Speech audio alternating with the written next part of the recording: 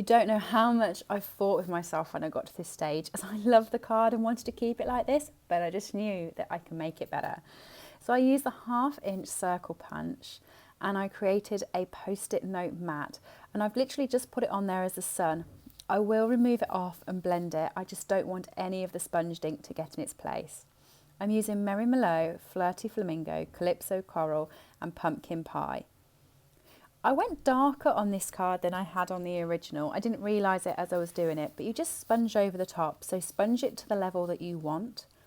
Remember not to go in the bottom because that's where you're going to be doing your sentiment stamping. You can put the post-it notes back if it helps. The only reasons I've put the post-it notes underneath is to stop myself from getting my grid paper dirty. That's all. And I know it's a pad, you can pull the top off and get another clean piece underneath. I just don't like getting it dirty. So as I said, this one had gone darker, but I still quite liked it. You've seen me do this hundreds of times with the aqua marker of trying to get the bokeh effects.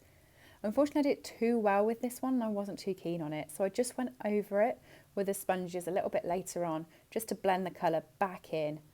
And then I dried it. You've seen this happen before. It goes darker before it's dried and it goes lighter once it's been, sat for a bit.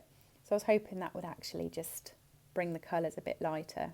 But saying that, you have all different types of horizons or sunsets, don't you? So it kind of works. And then, I pulled off the post-it note and coloured it in with the Stampin' Blends. And then I Versa marked the sentiment again, the same way as I had with the horses. So it made it really just dazzle.